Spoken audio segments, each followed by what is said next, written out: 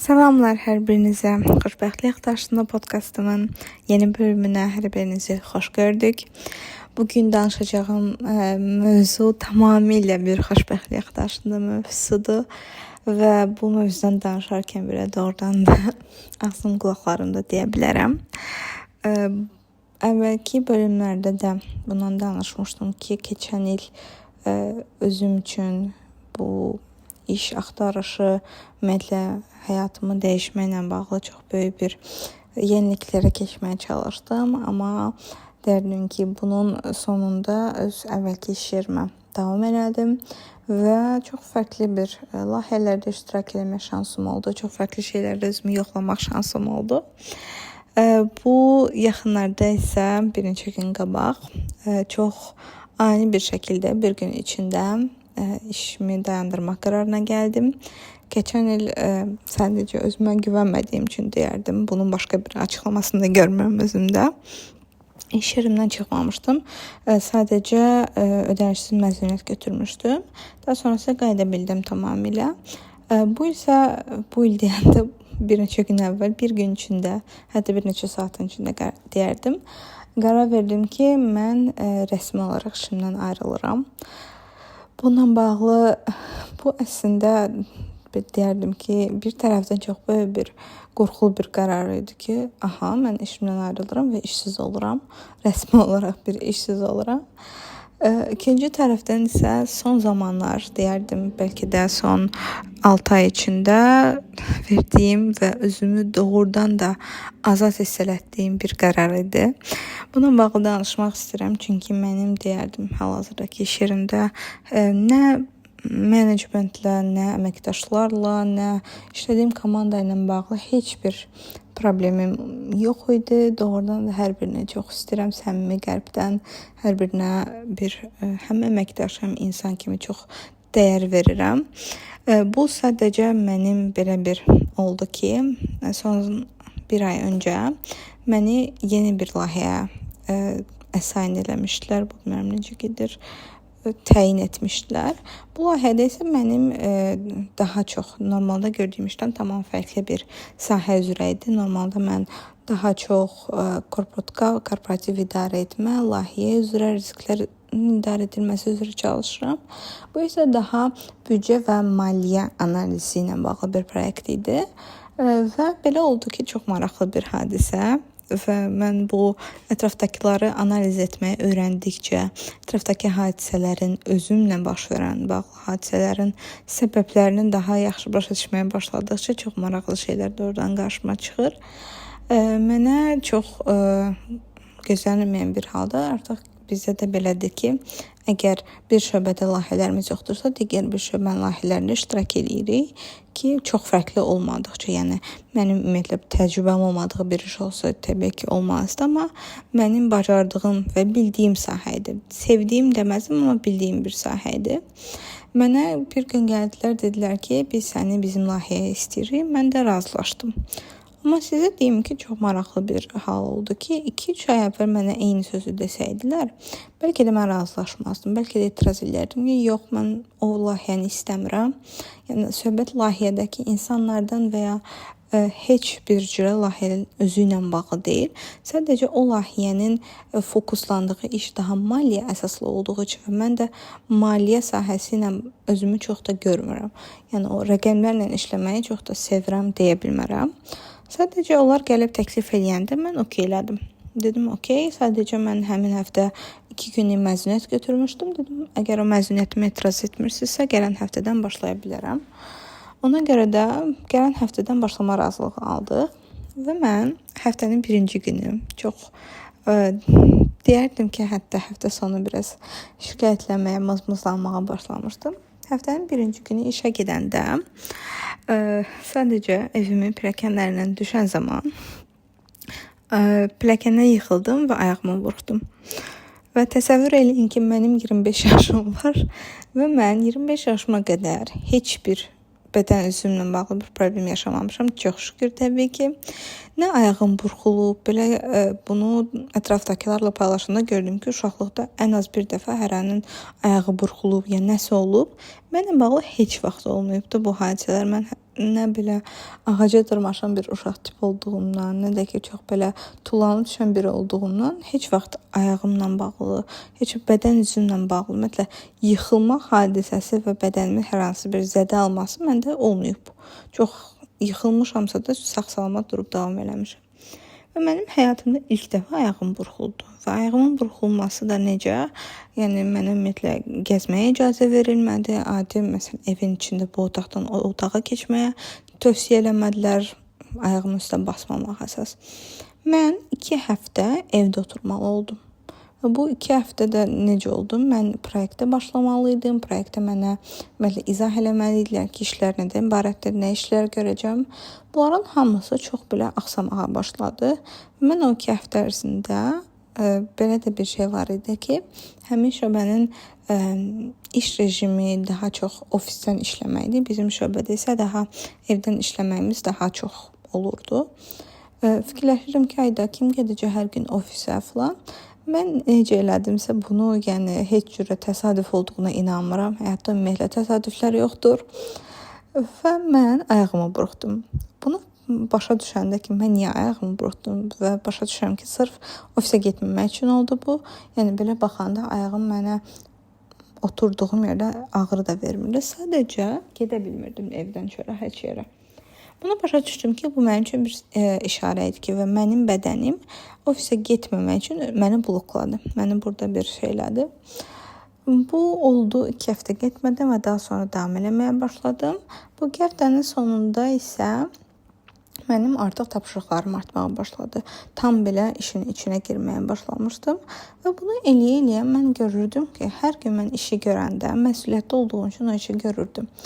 Amma ki, o işi görəndə ki, mən zövq almırdım. O işlə bağlı məsələn nəsə öyrənməliyəm də, onu daha yaxşı görmək üçün. Onu öyrənmək istəmirdim. Doğrudan yəni heç belə içimdən də gəlmirdi.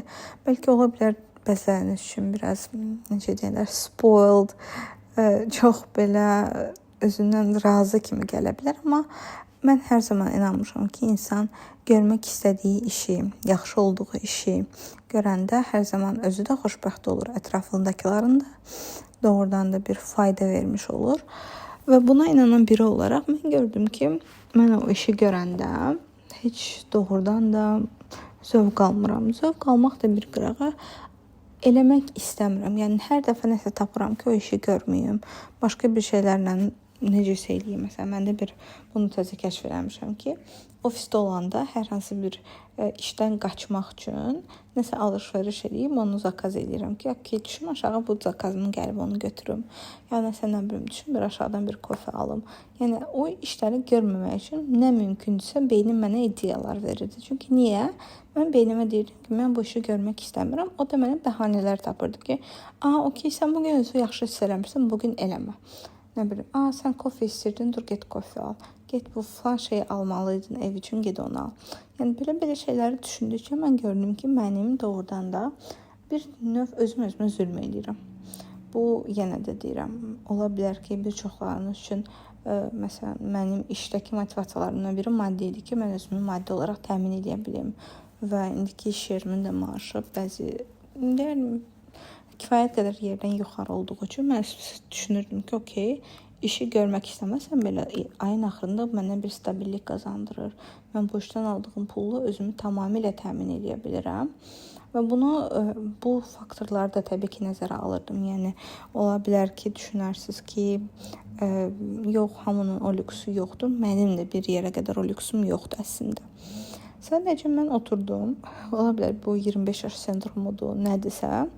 Bir gün mənə bir tapşırıq verildi. Hər zamanki çox normal tapşırıqdır. Yəni deyim də o tapşırığı mənə əlavə 3 nəfərə də verirlərdi. O insanlar o qədər həvəslə işləyirlər ki, o qədər yəni doğrudan da onlara da yəni onların da iş saatıdır, onlar da bir iş görməlidir. Mən baxırdım ki, mən bunu onlarda desəm ki, ayda yenə mən tapşırıq verdilər. Qınasam kimisə ki, niyə mənə iş verirsiniz deyə bilmərəm. Çünki mən buna görə pul alıram, maaş alıram və gün ərzində yerinə yetirməli olduğum tapşırıqlar var. Bunu düşündüm özümə ki, okey, problem onlardadırmı? Onlar mı mənə çox iş verir? Yox, çox adekvat səviyyədə mənə tapşırıqlar verilir. Kömək olunurmu? Çox kömək olunur. Yəni bu şeydə yaxşı olduğum üçün doğrudan da yaxşı, çox belə necə deyirlər, şirin formada kömək istəməyi bacarıram iş yerlərində. Hər zaman ki, doğrudan da deyirəm ki, mən bunu daha yaxşı görmək istəyirəm, daha effektiv görmək istəyirəm. Mənə öz yolunuzu başa salın ki, bir yerdə daha yaxşı eləyək. Baxıram ki, yox, mənə yetərincə, bəlkə də lazımından da çox ətrafımdakılar da həm menecment tərəfindən, həm əməkdaşlar tərəfindən çox dəstək olunur. Bu da deyil. Fikirləşdim ki, yəqin ki, mən sadəcə bu işi görmək istəmirəm və düşündüm ki, əgər mən başqa görmək istədiyim bir işi görsəydim, doğrudan da eyni hissi yaşayardımmı? Başa düşdüm ki, yox. Məsələn, podkast qeyd edəndə mənim üçün vaxt elə keçir ki, hər zaman da o vaxtı sayıram ki, bunu yazaram, bunu deyərəm podkastda, bunu paylaşaram, maraqlı hadisə idi. Yəni bunlar mənə zövq verir, enerji verir. Doğrudan da bu işi görmək mənə iş görmək kimi gəlmir. Amma ki, bu işi görəndə və bizdə belə bir şey var ki, bizim ofisimiz mola yaxındır. Mən də nahar fasiləsində çalışıram ki, molda oturum, kitabımı, oxumalı kitabım varsa və ya nəsə eləmək istəyirəmsə, o işlərimdə nahar fasiləsinə salım. Və mən həmin gün nahar fasiləsində gördüm ki, nə eləsəm də həyatımda bu iş məsələsini həll eləməmək, bunu mən çoxdan da iş axtarırdım. Bu iş axtarma səbəbim də yenə də daha fərqli şeyləri yoxlamaq, özümə daha uyğun bir işi tapmaq idi. Bunları da düşünürdüm ki, bunları da deyirəm, eləyəcəm. Axırı yenə də atıram, yəni bunu biraz deyirəm ki, bu gün olmaz sabah eləyərəm, sabah olmaz bir gün eləyərəm. Belə çox da üstünə düşmürdüm. Və həmin gün qərar verdim ki, mənim 25 yaşım var. Və əgər mən həftəmin 40 saatını sevmədiyim bir işi özümə məcbur eləyə görəcəmsə, mən niyə bu yaşımı ziyan edirəm? Nə üçün ziyan edirəm? Pul qazanacağam deyə. Okey, pul qazanacağam, amma mənim bu saatlarım, bu özümdən gedən enerjim, bu yəni özümü daha bədbin hala salmağım geri gəlməyəcək. Nə qədər pul qazansam da, milyoner olsam da deyirlər ki, Lamborghini içində oturub ağlamaq olmur, amma mən inanıram ki, o da olur. Bəlkə daha necə deyirlər, Toyota ilə Lamborghini içində daha az ağlayırsan, amma ki, yenə də pulu nə qədər də versələr, insanın sevmədiyi işi uzun müddətdə görməyi onun sadəcə o içdən-içə çürüməsinə səbəb olur. Fiziki olaraq olmaya bilər, amma emosional olaraq bir şəxsiyyət olaraq özümüzə xəyanət eləmiş kimi hiss edirik. Bunu mənim mentorumun bir videosunda baxmışdım ki, o deyirdi ki, çalışın özünüzə heç bir məsələdə xəyanət etməyəsiniz. Və mənə də maraqlı gəlmişdi ki, özümüzə necə xəyanət eləyə bilərik ki, məsələn, başqaları ilə düşünsə, başqalarına necə xəyanət edirik. Onlara deyirik ki, səni sevirəm, amma sevmədiyimizi göstərən hərəkətlər eləyirik. Diqqət göstərmirik, qayğı göstərmirik, ehtiyaclarını yerinə yetirmirik. Yəni, xəyanət mənə görə, qarşındakına görə budur. Və mən özüm haqqında düşündüm ki, mən bəlkə də özümə xəyanət edirəm. Bu, içimdəki narahatlığın, nəsə düz deyil hissinin səbəbi bəlkə də odur və düşündüm ki, doğrudan da həmin gün, həmin stolda, kompüterin başında oturarkən özümdə hiss elədiyim o xəyanət hissi, bəlkə də özümə sual vermişdim ki, insan necə özünə xəyanət edə bilər ki, o sualın cavabı mənə işlə gəldi ki, mən işimi görən zaman özümə xəyanət edirəm. Özümə istəmədiyim şeyi məcburi elətdirirəm. Təsəvvür edirsiniz, sizə bunu bir sevdiyiniz insana elətdirdiyinizi.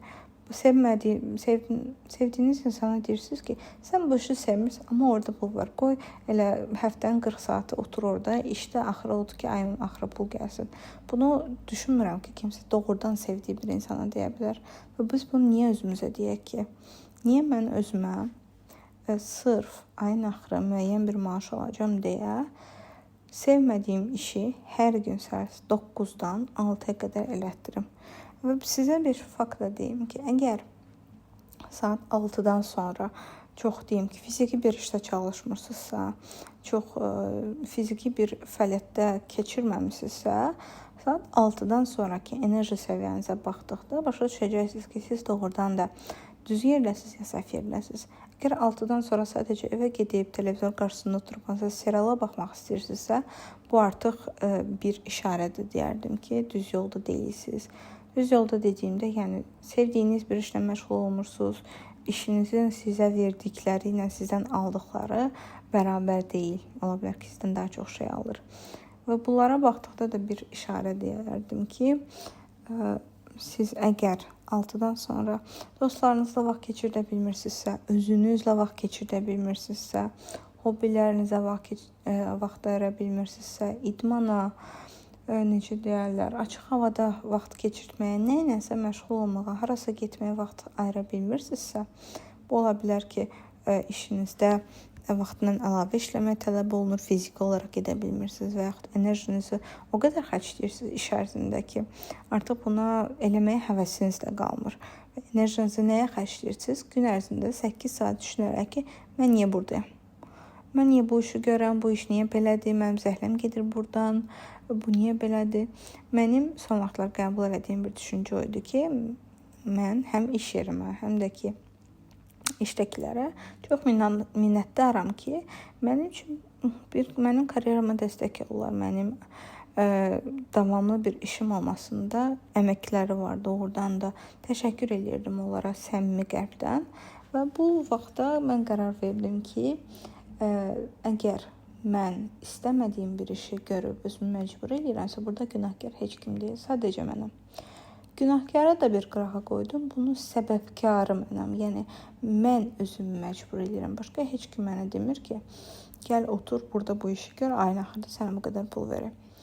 Və mən bu xəyanət hissini başa düşdükdən sonra, elə həmin güncə bizdə hər bir əməkdaşın konsuloru təyin olunur. Hansı ki, ona karyerasına məsləhətlər verir. Bəzi məsələlərdə problemlər, konfliktlər yarandıqda orada support eləyirlər.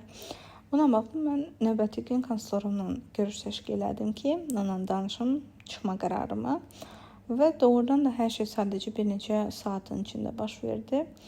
Həmin gün dostlarımdan birini də qeyd elədim ki, mən bugün işdən çıxıram. Bugün qərar verdim ki, işdən çıxıram. O da artıq bilirdi mənim düşüncələrimi, sadəcə biraz təəccüblü olmuşdu ki, mənim bu qədər qəti qərarım oldu. Çünki hal-hazırda rəsmi bir iş təklifim də olmadığını bilirdi. Bir müsahibələrimin də olmadığını bilirdi ki, okey deyim. Proses gedir. Ola bilər ki, bir neçə gün ərzində iş təklifi alaram. Sadəcə başa düşdü ki, mən bunu hiss edirəm və əminəm. Növbəti gün öz planlarımı da işdə həm köhnə menejerimə, həm konsuloruma, həm ondan daha yüksək səviyyədə direktorlarımıza bildirdim ki, artıq mənim vəzifəmi nəzərə alaraq bir ay müddət əvvəlcədən düşündüm, çıxmaq xəbərimi bildirsəm düzgün olar və hamının da ilk sualı o idi ki, niyə? Niyə əlində iş təklifin olmadan, başqa bir işin qarantiyasını olmadan işdən çıxırsan?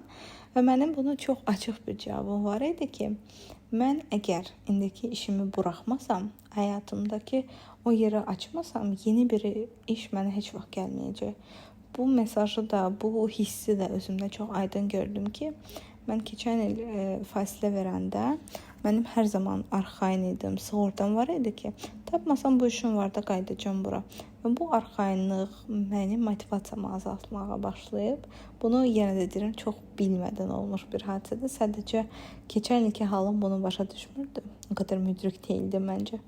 Bu ilki halım isə bunu çox aydınca gördü ki, mən buraxmadığım müddətcə, necə deyirlər, həyatınızdan köhnəni göndərmədiyiniz müddətcə yeniyə yer açılmır. Və mən bunu da onlara dedim və hamı çox təəccüblü bir şəkildə anlayışla qarşıladı. Yəni mən özüm də gözləyirdim belə bu qədər mən qərar verdiyim şeyləri onların da hörmət eləyəcəyini. Sadəcə bu qədərini doğrudan da gözləmirdim. Çünki İlk öncə menecerime bildirdim. O dedi ki, okey, çox şadam ki, sən əminsən qərarından və mənə iş təklifləri təklif etməyə başladı ki, mənim burada köhnə bir iş yoldaşım var. İstəsən onlara tövsiyə edə bilərəm səni. O qədər mənə dəstək oldular ki, buradan doğrudan da onlara təşəkkür edirəm, öz sevgilərimi göndərirəm. Daha sonra konsulorumla danışdım, o da mənə çox kömək olmağa çalışdı. Alternativlər təklif elədi ki, bəlkə ola bilər marketdə biraz çətinlik, yəni iş tapmaqda hələ ki çətin bir dövr ola bilər. İstəsən səni burada necəsə kömək eləyək, iş yükünü azaldaq, başqa bir rola yönləndirək. Yəni bilmirəm nə qədər iş yerində belə bir rəftarla qarşılaşmısınız və ya ümid edirəm ki, qarşılaşırsınız. Mənə qarşı hər birinin bu qədər dəstəkçi olmağı, öz əllərindən gələnin də bəlkə artığını eləməyə həvəslənmələri. Hətta belə bir məsələ var ki, çox zaman bizim şirkətdə deyirlər ki, işdən çıxan zaman bəzən getməyini istəmədikləri üçün necə deyirlər, tövsiyə məktubu verməyə razı olmurlar və yaxud növbəti gedəcəyin iş yerində sənə bağlı soruşanda öz negativ tərəflər və daha çox fokuslanırlar. Yəni getməyəsən deyə bəzi negativ işlər görə bilirlər, amma mənim halımda biz yəni ən yüksək səviyyə direktorumuzla danışanda belə artıq mənə deyildi ki, nə köməyə ehtiyacı olsa mən hazıram ona kömək eləməyə. Bunu eşidəndə də doğrudan içimdə çox qəribə bir hiss yarandı ki, məndən qabaq işdən çıxan neçə nəfəri görmüşdüm və hər birinin də bu menecmentə qarşı rəftarı çox ondan ibarət idi ki, onlar istəmir, onlar həmişə necəsə negativ yanaşırlar, belə, elə. Amma mənim halımda bunun belə olması və hər kəsin doğrudan da mənə xəyallarıma başa düşüb bundan bağlı dəstək olması məni çox duyğulandırmışdı və başa düşmüşdüm ki, doğrudan da ətrafdakıların bizə qarşı davranışları bizim onlara qarşı olan düşüncələrimiz və hisslərimizin sadəcə əksidir. Ətrafımızdakı insanlar doğrudan da hər birimizə özümüzü əks etdirən bir güzgüdür və əgər siz qarşınızdakıları başa düşməyə çalışmırsınızsa, onların sadəcə nə isə niyə elədiyini anlamağa anlayış göstərmirsinizsə, onlar da eyni zamanda sizə qarşı bir negativdə və ya pozitivdə olurlar.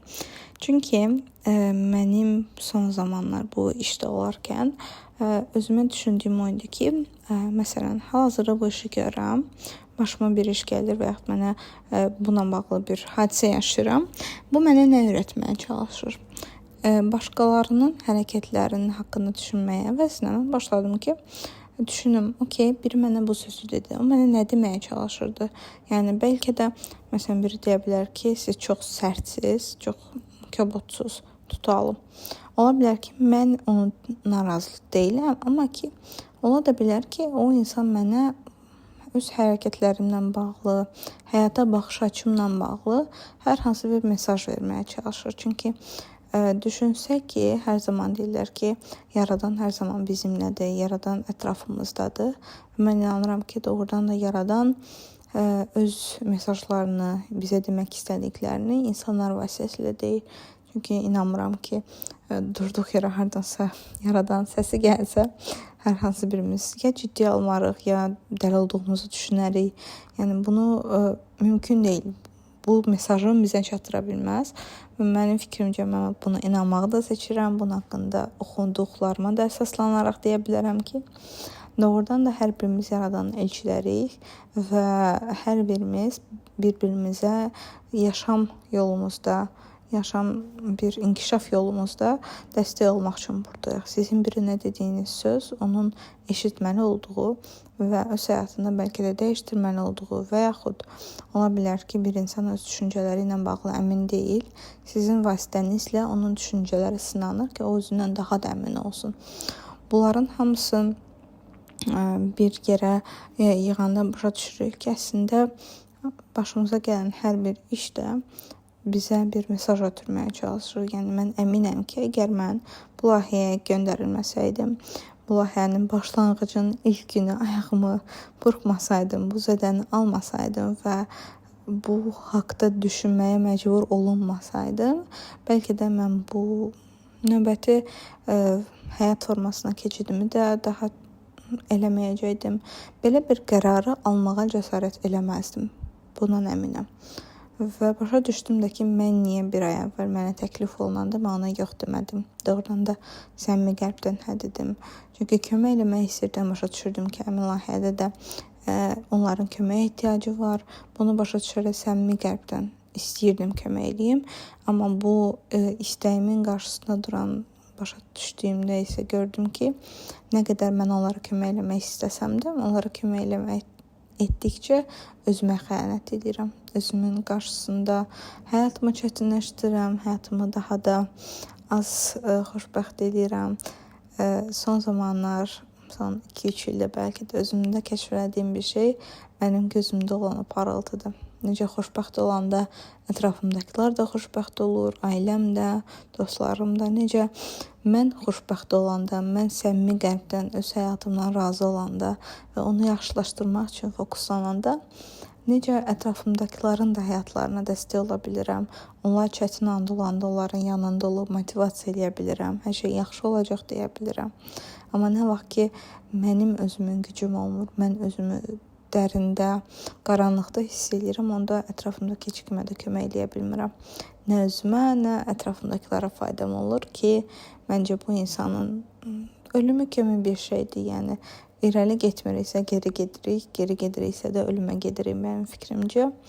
Buna görə çalışdığım 25 yaşımın hədəflərimdən olan da gördüyüm qədər odur ki, həyatımdan məni xoşbəxt etməyəcək hər şeyi çıxartmağa çalışıram.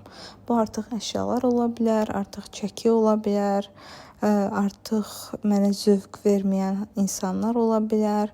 Yəni zövq verməyən deyəndə də təbii ki, burada başqalarını o insan pisdir deyərək yox, bu çox önəmlidir. İnsanlarla işimdən də ayrılanda siz pissiz, mən yaxşıyam və yaxud bu şirkət pisdir, başqa şirkət yaxşıdır məntiqi ilə düşünmürdüm. Mən sadəcə düşünürdüm ki, çox gözəldir. Afərin ki, onlar da öz işlərini yaxşı görürlər, həvəsli görürlər, çox yaxşı işlər bacarırlar.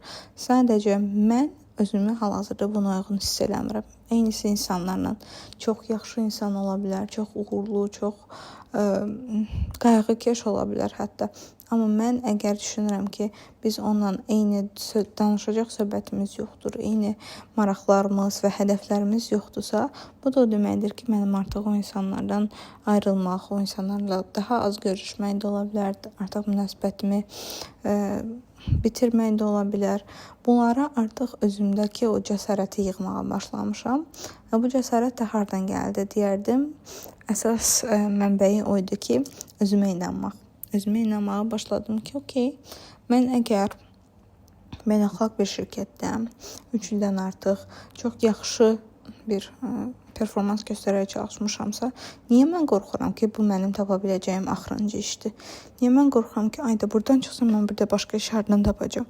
Yəni dünyada neçə milyon şirkət var, neçə milyon iş yeri var və bunların necə ola bilər ki, mən bunun heç birini tapmayım? Təbii ki, mən bir özümə uyğunu tapacağam. Təbii ki, bu dünyada mənim də etməli olduğum, bacardığım və doğrudan da edəndə xoşbəxt olduğum bir iş var. Və buna inandığım üçün və bunu tapmamaqdan qorxmadığım üçün mən özümdə bu cəsarəti gördüm. Düşünürəm ki, eynisi partnyorlarımız üçün də düzgündür, dostlarımız üçün də, hər hansı bir şey üçün. Əgər bir şey sizə xidmət etmirsə, bir şey sizi xoşbəxt etmirsə, sizin həyat enerjinizə bir dəstək olmursa, gözünüzdə parıltı yaratmırsa, düşünürəm ki, ona vaxt sərf etmək doğrudan da həyatımızın etkisidir. Bilmirəm, bu yaşdan irəli gəlir, yəni necə fikirləşəndə ki, müəyyən bir yaşım var artıq. Yəni yaşlı deməzdim, sadəcə artıq bir böyük insan təcrübələrinə ehtiyacım var, böyük insan yanaşmaları ilə həyatıma yanaşıram. Başa düşürəm ki, həyat doğrudan da çox dəyərlidir və bizim bu dünyada limitli bir vaxtımız var. Nə qədər də bilmirik, sabah ola bilər, 1 il sonra ola bilər, 25 il sonra ola bilər, 100 il sonra ola bilər, bilmirik heç nəyi. Bizim insan olaraq ilk öncə vəzifəmiz odur ki, o çox klişe olan, çox klişedir, amma yenə də sevirəm bu sözü. Oksigen maskasını birinci özümüzə taxaq. Birinci əmin olaq ki, biz xoşbəxtik, biz istədiyimiz, biz bu həyatı yaşamaq istəyirik. Biz bu həyatda xoşbəxt olmaq istəyirik. Və bunun üçün birinci özümüzə kömək eləyək ki, ətrafımızdakilara da doğrudan bir kömək əlimizi uzada bilək. Əmin olun ki, depressiv, həyatına zəhləsi gedən, hər gün nifrətlə oyanıb, nifrətlə işə gedib, nifrətlə evə gələn bir insanın heç kimə xeyri yoxdur. Və o insanın doğrudan da verəcəyim tövsiyədən də bir xeyir görməyəcəksiniz və yaxud ondan gələn bir yaxşılıq, sizə bir yaxşılıq eləsə belə görəcəksiniz ki, o paxıllığından eləyir və yaxud sizə eləyir, sonra öz-özünə fikirləşir ki, ona yaxşı oldu, mənə pislik yenə də. Yəni bu insanlar düşünərdim ki, bəlkə də onların da bir həyat yolu var təbii ki, onların da öyrənməli olduğu və böyüməli olduğu sahələr var. Amma mən doğrudan inanıram ki, əgər biz ilk öncə öz qayğımıza qalıb, öz istədiklərimizi duyub, bu da çox önəmlidir ki, nə vaxt ki biz başqaları haqqında danışmağı dayandırıb susuruq, özümüzü dinləməyə başlayırıq, özümüzü duymağa başlayırıq. Mən nəyi eləyəndə xoşbəxtəm, mən nəyi eləyəndə doğrudan bu söz də Azərbaycan dilində çox işlənir, bilmirəm, ümid edirəm ki, bu bir formada işlənmir.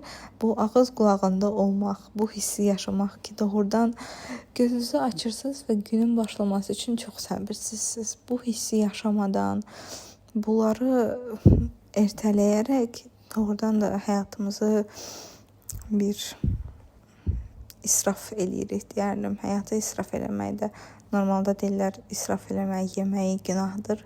Məncə həyatı israf eləmək daha da böyük günahdır. Ona görə ilk öncə özünüzün qayğısına qalmağı, özünüzün nə istədiyib, nə istəmədiyini başa düşməyi və onlara riayət eləməyi arzu edirəm hər birinizə. Bunun üçün siz dəyərlisiniz. Bu dünyada hər bir insan dəyərlidir, hər bir fərd dəyərlidir. Bunun fərqi yoxdur, hansı millətdir, harda doğulub, nə iş görür, nə bacarıqları var, heç birinin fərqi yoxdur. Hər bir insan dəyərlidir. Amma ki, hər bir insan üçün də ən böyük dəyərli insan özü olmalıdır. Nə uşaqları, nə valideynləri, nə partneri, heç kim. Siz bu həyata gəlmisiniz və sizə verilən bir məsuliyyət var, o da özünüzsüz. Bizim həyatımızın ilk günündən son gününə kimi yanında olacağımız tək insan özümüzük. Və bu insanı düşünmək lazımdır ki, əgər bir insanla başqa bir insanı təsəvvür edin, bilsəydiniz ki, ömrünüzün ilk gündən son günə kimi bir yerdə olacaqsınız, ona necə davranardınız, necə ona qayğı göstərərdiniz, necə onun yanında olmaq istəyərdiniz, necə onun həyatını gözəlləşdirməyə çalışardınız və başa düşün ki, bu insan özünüzsüz. Və hara getsəz də, hansı ölkəyə getsəz də, hansı bilmirəm, yəni kosmosa belə uçsaz, özünüz yanınızdadır. Özünüzə qarşı olan məsuliyyətimizi başa düşüb, bu məsuliyyəti düzgün yolda istifadə edəndə, bu bir tərəfdən məsuliyyətdir ki, bizim xoşbəxtliyimizə görə bizdən başqa heç kim məsuliyyət daşımır. Demək ki, ay filan kəs məni xətrimə dəydi, filan kəs məni incitdi deyil. Filan kəs sizi incidibsə, ona incitmə haqqını siz vermisiniz. Demək ki, o sizə nə öyrədir? Sizə öyrədir ki, mən səni incitdim. Demək ki, sən mənə yetərindən çox dəyər vermirsən. Bu sənə bir işarə idi ki, sən artıq özünü tarazlayasan, bəlkə ondan artıq verdiyin nə varsa, o balansı pozulan. Çünki əgər biri sizə pislik edirsə, demək ki, balans hardasa pozulub. Ya siz kiməsə pislik eləmisiniz, ya da ki, birinə lazımdan artıq yaxşılıq eləmisiniz ki, o pisliklə qayıdır sizə. Bunların başa düşdükcə və həyatımızın doğrudan da məsuliyyətini öz üzərimizə götürdükcə və başa düşdükcə ki, biz nə ediriksə, o həyatı da yaradırıq. Həyatımızı biz yaradırıq. Bizdən başqa heç kim.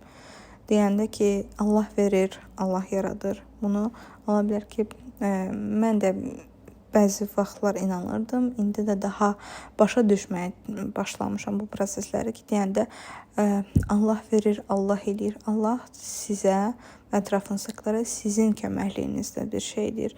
Allah durub heç kimə göydən nə yemək yağdırır, nə məlumat yağdırır. Sadəcə biz Yaradanın elçiləriyik. Özümüzə də bunun kimi dəyər versək, başa düşsək ki, mən də Yaradanın bir elçisiyəm. Mən də bu dünyaya gəlmişəm ki, onun yaxşılıqlarını, onun bu dünyaya verməli olduqlarını mənim sayəmdə versin. Deyirlər, ilham gəldi. İlham gəlmir heç yerdən. Sadəcə bu insana verilmiş bir gücdür ki, yaratsın, ətrafındakilərin həyatını rahatlaşdırsın, öz həyatını rahatlaşdırsın ilk öncə. Və bu motivasiya dolu danışığımızdan sonra ümid edirəm ki, sizin həyatınızda da özünüzə qarşı verdiyiniz sözlərdə, özünüzə qarşı davranışlarınızda bir dəyişiklik etmə qərarına verəcəksiniz. Bu bölümlə də bağlı fikirlərinizi qeyd etsəz çox sevinərəm. Sizdən də geri dönüşlər almaq hər zaman məni çox sevindirir. Instagram səhifəmi də açıqlamalara qeyd eləyəcəm. Əgər məni də izləmək istəsəz Instagramdan da izləyə bilərsiniz. Oradan da fikirlərinizi mənimlə bölüşmək istəsəz hər zaman çox xoş olar sizlə danışmaq və yaxud ideyalarınız varsa hər hansı bir mövzuda bunları da eşitməyi çox istəyərəm sizdən. Hər birinizi çoxlu qucaqlayıram və sizə öz xoşbəxt şəxsimdən çoxlu sevgilər göndərirəm. Öpürəm hər birinizi.